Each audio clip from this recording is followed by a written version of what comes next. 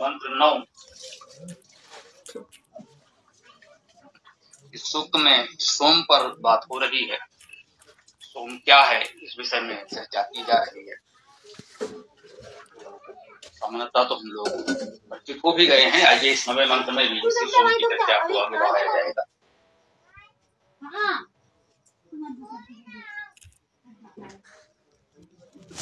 ओम सोमो वधूयुरभवत् अश्विना नस्तामुहावरा सूर्याय पत्ते संसन्तीं मनसा सविता ददात्। सोमो सोमः, ये प्रथमा विभक्त कर्ता कारक एक वचन में सोम है। सोम शब्द का अर्थ हम लोग जानते हैं, परिचित हैं।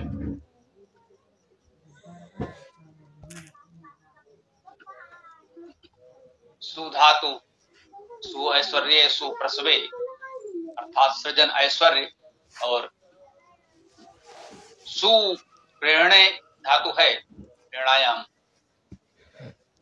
प्रेरणा करने के अर्थ में।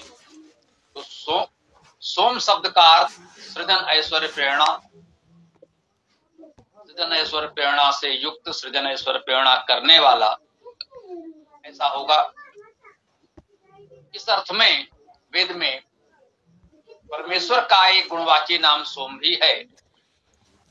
सब जानते हैं कि वेद में परमेश्वर को अनेक नामों से पुकारा गया है। मुख्य नाम ओम है, परंतु अनेक गुणवाची नामों से परमेश्वर को कहा गया है। उन्हीं में एक प्रमुख नाम सोम भी है। तो इस मंत्र में कह रहे हैं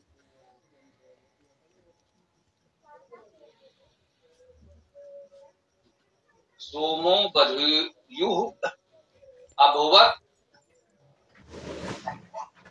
अश्विनः ताम् उभावरा।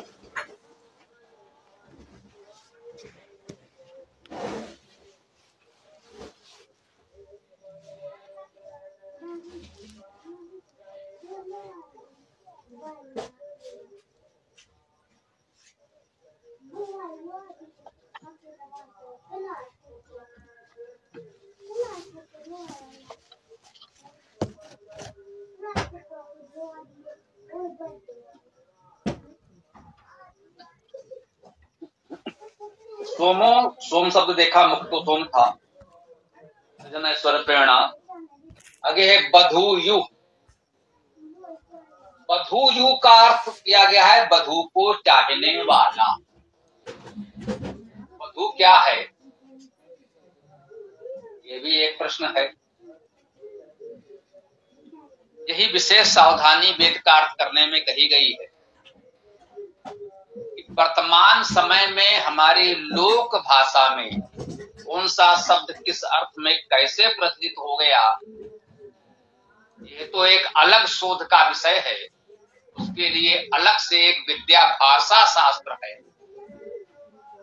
वैदिक भाषा के शब्द क्रमशः संस्कृत प्राकृत अपभ्रंश से होते हुए वर्तमान बोलियों तक किस रूप में कैसे आए और उनके अर्थों में क्या क्यों कैसे परिवर्तन हुए, यह अपने आप में अलग विद्या है, जिसे भाषा शास्त्र या भाषा विज्ञान कहते हैं। ये भी पूरे विश्व में मान्य एक अलग विद्या है। इसके विद्वान हैं जो उस पर शोध करते हैं, समझते हैं। दूर के सुदूर ग्रामीण क्षेत्रों में बच्चे सहज भाव से बहुत कुछ ऐसा बोलते हैं, हम लोगों को तो समझ में भी ना आए सहज भाव से। भाषा शास्त्र के जानकार सुनते हैं तो कई बार वो अपने स्तर पर चौंक जाते हैं कि जो उन्होंने बोला उनको नहीं पता कि ये कितने सुंदर संस्कृत या वेद की कोई सूक्ति है जिसका अपभ्रंश रूप वो बोल रहे हैं सहज भाव से। उन्हें नहीं जानकारी है कि ये पीढ़ी दर पीढ़ी उन तक कैसे पहुंची और उसमें क्या रूप कैसे परिवर्तन। तो वो एक अलग विषय है।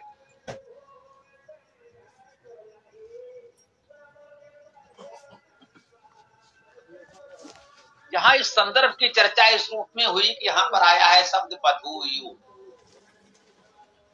बधूयु का अर्थ बधू को चाहने वाला माना जा सकता है। बधू शब्द के पश्चात यू लगा है। वैसे तो यू धातु का अर्थ भी मिलना, मिलाना, अलग करना होता है। तो बधूयु का अर्थ बधू को मिलने वाला भी कर सकते हैं। अब मिलने वाला को चाहने वाला कर दिया तो ही कोई बहुत बड़ी समस्या नहीं है, इतना तो हो सकता है। मिलने वाला, चाहने वाला, यदि हम यू धातु से सीधे सीधे इस बधूयु के यू को जोड़ लें, अन्यथा इस गहन गंभीर व्याकरण में यदि प्रत्यय के रूप में यू जोड़ने का अर्थ चाहने वाला होता है, कोई व्याकरणाचार्य हमें बताए तो इस पर भी हमें कोई आपत्ति नहीं होगी। वेद विश्व का प्राचीनतम ग्रंथ है, प्राचीनतम भाषा है, तो जो जितना गंभीर अध्ययन करेगा उसको उतने ही गहन विशद जानकारी होगी। इसमें मुझे लगता है किसी भी व्यक्ति को ऐसी विद्वता की बात नहीं करनी चाहिए कि मैं सब कुछ जानता हूं, जो हम नहीं जानते वो नहीं हो सकता। हाँ, ये ठीक है, मूल धातु जब तो हमारे पास स्पष्ट है ही, उससे बहुत दूर असंबद्ध कल्पना करके अर्थ नहीं किया जा सकता। तो बधूयु का अर्थ बधू को मिलने वाला, चाहने वाला, पाने वाला सहज भाव से किया जा सकता है, इतना मान्य है। अब बधू क्या है? वध हन धातु का अर्थ तो मारने वाला भी हो सकता है। यदि इस अर्थ में इसको लेंगे तो बधूयु का क्या अर्थ हो गया? पर थोड़ा सा गंभीरता से ये लगता है विचार करना ही चाहिए।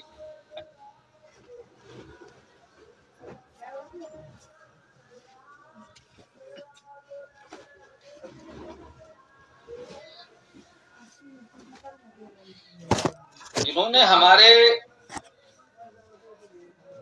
वेदायन का भी अध्ययन किया होगा तो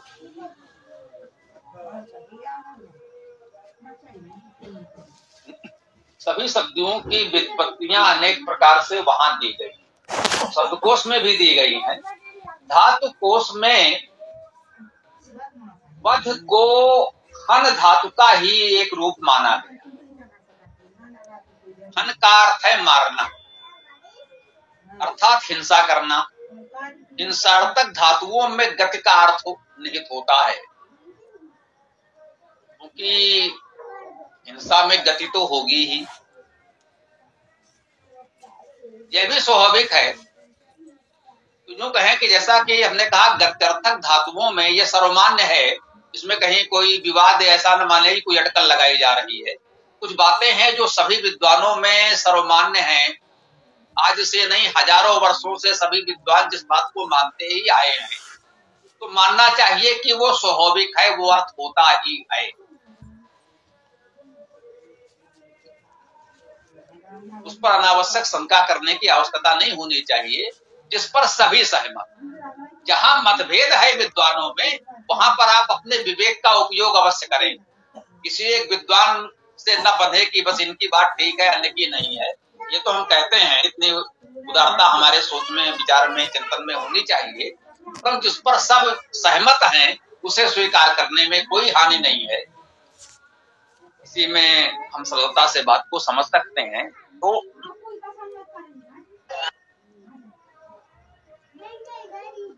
तो वध हन धातु का अर्थ मारना हुआ, तो बधू का अर्थ हो गया मारने वाला।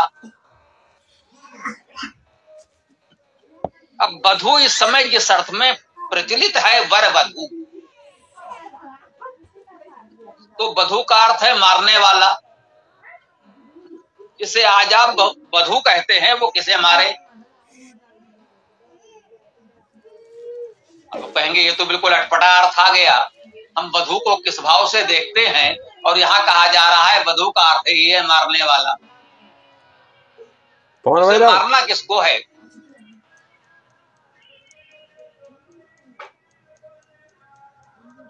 फोन भाई रहा फोन। भाषा शास्त्र के अनुसार जब आप विचार करेंगे तो ये अनुमान किया जा सकता है, इसे अनुमान ही कह लीजिए।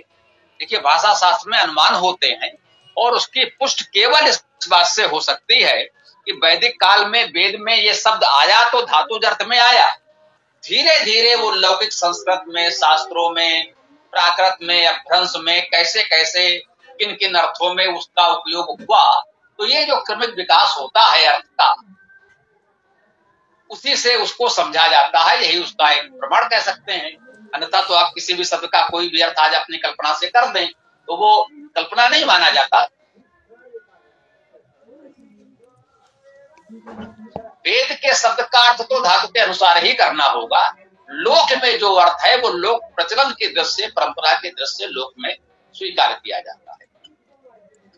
तो यहाँ पर इस पर भी विचार कर लें कि आज हम जिसे वधू कहते हैं, जिस कन्या का विवाह हो रहा होता है या जिसका भी विवाह हुआ है उसको हम लोग वधू कहते हैं।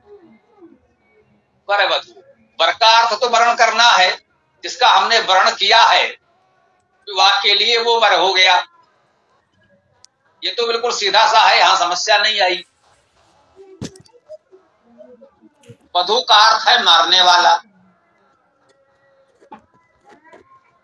तो वधू को मारने वाले किस अर्थ में कहा गया, इसको इस रूप में समझें कि वो अपने सभी इच्छाओं, आकांक्षाओं को, सारे संबंधों को, लगाव को, जो अब तक उसके साथ जीवन में जन्म से युवा अवस्था तक थे, एक पूरा संसार, घर परिवार, पड़ोस, मित्र संबंधी, इन सारे भावनाओं, संबंधों को एक प्रकार से मार करके एक नया जीवन स्वीकार करती है।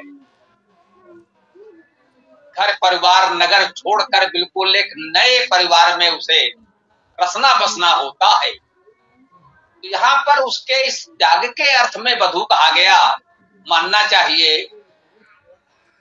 उसने अपने पुराने सारे संबंधों, भावनाओं, लालसाओं, इच्छाओं को एक तरह से मार दिया और अपने आप को एक नए जीवन के लिए प्रस्तुत किया।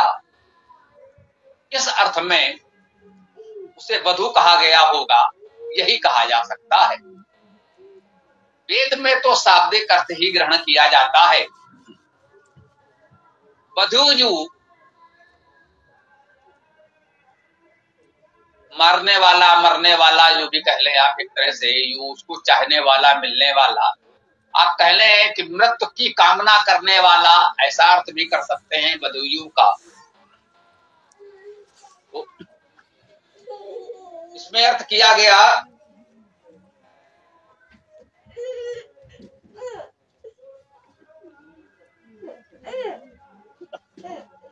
वधूयु, वधू को चाहने वाला या वधू को मिलने वाला। ये अर्थ ठीक है इस रूप में। थोड़ा सा हमें लगा कि वधू शब्द अटपटा है, इसकी सिद्ध कैसे करेंगे, तो उस संदर्भ को हमें जानना चाहिए। इसके आगे है वधूयु अभवत। अभवत हुआ, भू धातु है, क्रिया उपसर्ग है। अभवत अर्थात हुआ। सोमा वधूयु अभवत, सोम वधू को चाहने वाला या पाने वाला हुआ। देखिए, सोम क्या है, सृजन ऐश्वर्य प्रेरणा है सोम। सोम में एक बात और ध्यान देने की योग है, सृजन ऐश्वर्य प्रेरणा तो हम आपको बताते ही हैं। एक और धातु है, सो धातु भी है। आप कहेंगे भाई जब सो धातु है ही तो वही अर्थ प्रधान होना चाहिए। जी होना चाहिए, पर बहुधा ऐसा नहीं होता। सु धातु से भी सोम बन सकता है और सु धातु से सृजन ऐश्वर्य प्रेरणा अधिग्रहण किया गया है। वैसे एक धातु सो है, सो धातु का अर्थ किया है अंत कर्मण। सो अंत कर्मण, सो धातु का अर्थ है अंत करना। जब सोम परमेश्वर का नाम है, परमेश्वर को संबोधित है, तो सृजन ऐश्वर्य प्रेरणा करने वाला तो है, इस सृष्टि का अंत करने वाला भी वही। सृजन करने वाला, ऐश्वर्य करने वाला, शासन करने वाला, प्रेरणा करने वाला, संचालन करने वाला और अंत में उसे नष्ट करने वाला, उसका अंत करने वाला भी परमेश्वर है। तो सोम का ये अर्थ भी है। अभी ध्यान आया कि चूंकि ये बधूयु शब्द आ गया तो उसकी संगति बैठाने के लिए यहाँ पर हमें सोम में सो अंत कर्मण धातु को ध्यान में लाना ही पड़ा। तो सोम का ही एक अर्थ अंत करने वाला भी होगा। तो वो अंत करने वाला बधूयु को मारने वाले के, हनन करने वाले की कामना करता है। जब सृष्टि का सृजन होता है, संचालन होता है, और जो हम कहते हैं कि जिसका भी जन्म हुआ है उसकी मृत्यु भी होगी, अंत भी होगा। एक दिन इन सूर्य आदि को भी मरना होगा, पृथ्वी को भी उससे पहले मरना होगा। सबकी आयु है, पृथ्वी की आयु पूर्ण होगी, इसे भी मृत्यु को प्राप्त होना होगा। एक दिन सूर्य की भी मृत्यु होनी है। तो वो परमेश्वर सृष्टि का सृजन, ऐश्वर्य, पालन, संचालन तो करता है, अंत भी करता है, इसलिए भी उसे सोम कहते हैं। देव शब्द की व्युत्पत्ति हम लोग दिव धातु से करते हैं। दिव धातु के बहुत से अर्थ हैं, प्रकाश करना आदि आदि, वो यहाँ नहीं है, तो इतना ही समझ लें। राम शब्द की व्युत्पत्ति रम धातु से दी जाती है, जबकि रा धातु भी होती है, और राम शब्द में रा धातु का भी अर्थ लिया जा सकता है। देव शब्द में दिव धातु होती है, मानते हैं सामान्यतः सभी लोग, लेकिन देव धातु एक अलग से भी होती है जिसकी कोई चर्चा ही नहीं करता। तो कहने का भाव यही था कि सोम शब्द में भी सृजन, ऐश्वर्य, प्रेरणा का अर्थ बहुचर्चित है, हम भी बहुधा आपसे कहते हैं, लेकिन सो अंतकर्मण धातु भी है। जब विशेष आवश्यकता हो तो उसे भी हमें स्वीकार कर लेना चाहिए। तो सोम का अर्थ सृजन, ऐश्वर्य, प्रेरणा करने वाला और अंत करने वाला परमेश्वर। बधूयु वो वध की, हनन की, मारने की, अंत करने की भी कामना करता है। वो सृष्टि का सृजन करता है, ऐश्वर्य पालन करता है, संचालन करता है, और अंत में अंत करने की भी कामना करता है। सोमा बधूयु अभवत, सोम बधूयु हुआ, वह सोम परमेश्वर अंत करने की कामना वाला हुआ। सृष्टि में किसी अंश की आयु पूरी हुई तो उसकी ये भी कामना, इच्छा हुई कि अब इसको तो अंत भी होना है, वो भी एक निश्चित प्रक्रिया है, उसके अनुसार होगा। और अभवत अश्विना ताम उभावरा, अश्विना, अश्व धातु का अर्थ व्याप्त होना, व्यापक होना, शीघ्र चलना, शीघ्र पहुंचना। अश्व धातु भोजन करना भी अर्थ है, तो वो यहाँ गौड़ है, ग्रहण नहीं कर रहे हैं। तो व्यापक और शीघ्रगामी का अर्थ है अश्विना में। अश्विना अर्थात जो व्यापक और शीघ्रगामी है, वह अश्विना ताम, ताम सर्वनाम है, उसको उभा दोनों, वरा वर्ण करने वाला। सोम भी देखिए, सोम उस अंत की भी कामना कर रहा है, अंत करने वाले की भी कामना कर रहा है, वह सोम परमेश्वर। और अश्विना भी परमेश्वर का ही एक नाम है। अनेक मंत्रों में ईश्वर को अश्विना नाम से भी कहा गया है। अश्विना का अर्थ है व्यापक, शीघ्रगामी, वेग से चलने वाला, शीघ्र पहुंचने वाला। इसी अश्व धातु से आशु शब्द बना है, उसका अर्थ ही है शीघ्र। अश्व शब्द बना है जो शीघ्रगामी है, शीघ्रता से जो हमको कहीं पहुंचा देता है, उस प्राणी को अश्व कहते हैं, उसका नाम अश्व रखा गया। तो अश्विना का अर्थ व्यापक और शीघ्रगामी, ताम उसको उभा बरा, उभा का अर्थ है दोनों, बड़ा अर्थात वर्णीय श्रेष्ठ। सोम भी श्रेष्ठ है, अश्विना भी श्रेष्ठ है। वैसे तो ईश्वर के ही नाम हैं, और इन गुणों को धारण करने वाले हम ईश्वर के उपासकों, विद्वानों, मार्गदर्शकों को भी उन्हीं शब्दों से संबोधित करते हैं। ये वेद की शैली है। आध्यात्मिक अर्थ में परमेश्वर लक्ष्य है और आधिदैविक अर्थ में हम प्रकृति की शक्तियों को और समाज के उन विद्वानों को भी उन्हीं शब्दों से, उन्हीं गुणों से ग्रहण करते हैं। कहते हैं कि सोम और अश्विना दोनों ही उसको चाहने वाले और वर्ण करने वाले हुए। सूर्या यत पत्ते संसंति, सूर्या, ये सूर्या पद भी इस सूक्त में पहले भी अनेक बार आता रहा है। सूर्या का भी वही अर्थ है, सु ऐश्वर्य सु प्रसवे सु प्रेरणे, तो सूर्या का अर्थ भी सृजन ऐश्वर्य प्रेरणा ही है। ये भी ईश्वर का एक नाम है। परमेश्वर को सूर्य नाम से भी संबोधित किया जाता है। बताया है कि आध्यात्मिक अर्थ में तो सूर्या का अर्थ परमेश्वर ही है।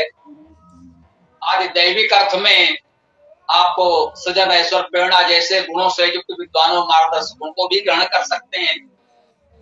आदि भौतिक अर्थ में आकाशीय पिंड सूर्य को भी ग्रहण कर सकते हैं। तो सूर्या यत, यत सर्वनाम है जो पत्ते, पत के लिए, अधिपति के लिए।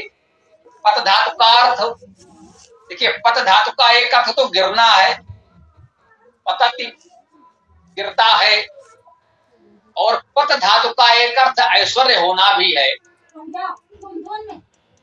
उसी से अधिपति, भूपति, सभापति, राष्ट्रपति जैसे शब्द बनते हैं, ये पत धातु से ही तो बन रहे हैं। तो पत धातु का अर्थ ऐश्वर्य होना, शासन होना भी है। तो यहां कह रहे हैं सूर्यायत पत्ते, जो सूर्या पथ के लिए संसंति, प्रशंसा करती हुई।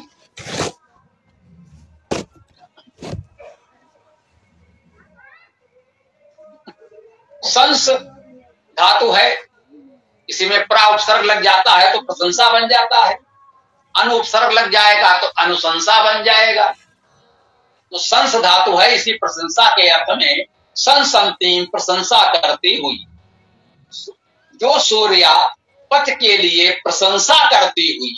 देखिए, इसमें ध्यान देने योग्य मुझे लग रहा है, इसमें यत आया है। यत का अर्थ है जो, लेकिन यह नपुंसक लिंग में है, उभय लिंग में है, स्त्रीलिंग या पुल्लिंग में नहीं है। यहां वर वधू या उनके माता पिता जैसी कल्पनाएं कुछ लोगों ने इस मंत्र का, इस सूक्त का अर्थ करते हुए की हैं।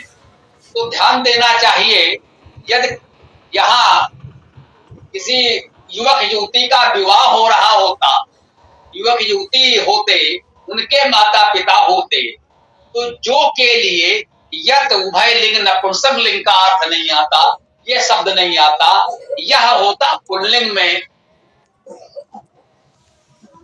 यदि पुल्लिंग में कहना होता तो यह, ना, स्त्रीलिंग में कहना होता तो या होता, यत नहीं होता। यह तो उभय लिंग नपुंसक लिंग। अब इतनी साधारण सी व्याकरण का थोड़ा ध्यान तो रखना पड़ेगा। ऐसा तो नहीं है कि आप वेद का गंभीर अध्ययन कर रहे हैं और वेद के मंत्रों का कुछ अर्थ करके कोई सिद्धांत बनाना चाह रहे हो और व्याकरण का इतना साधारण ध्यान भी न रखें, तो फिर वेद का सही अर्थ कैसे समझेंगे ना। तो सूर्यायत पत्ते, जो सूर्या पत के लिए, ये चतुर्थी एक वचन में पत्ते है, पत के लिए संसंति, प्रशंसा करती हुई।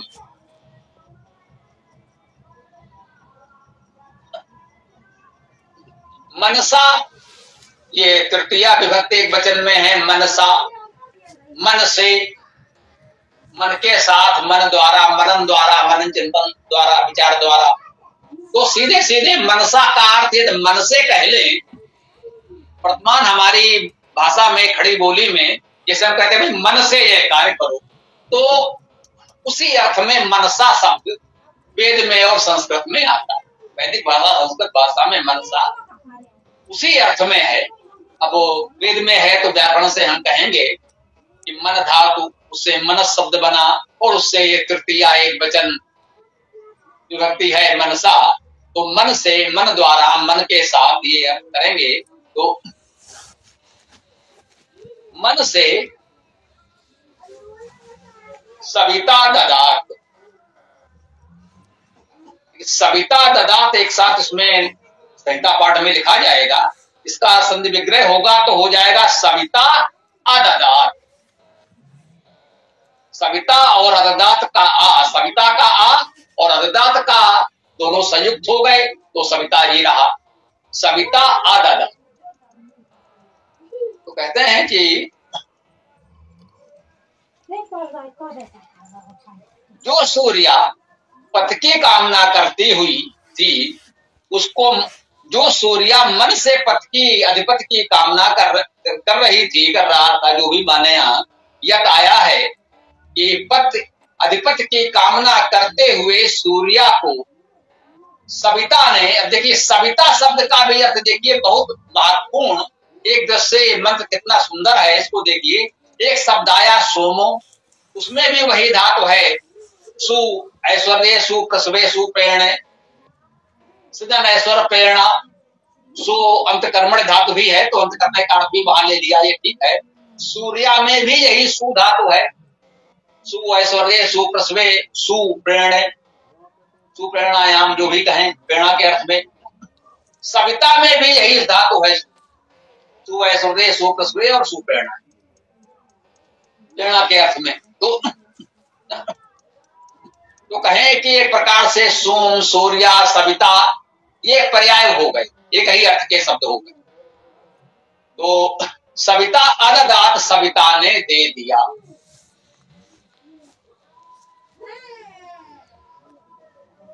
तो कह रहे हैं कि जो सूर्या पथ की अधिपति की कामना प्रशंसा कर, मन से प्रशंसा करने वाले को सविता ने दे दिया। तो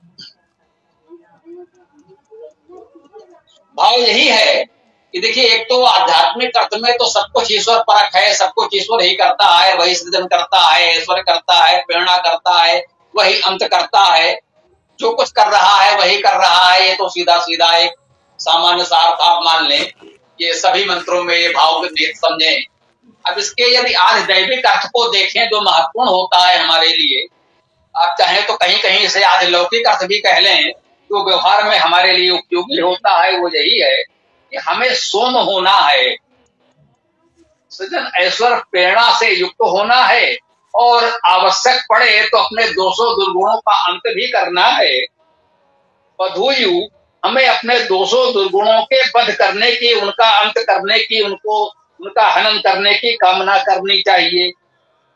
सोम जो सजन ऐश्वर्य प्रेरणा युक्त है, वो बधुयु वो अपने दोषों दुर्गुणों को मारने की कामना करे।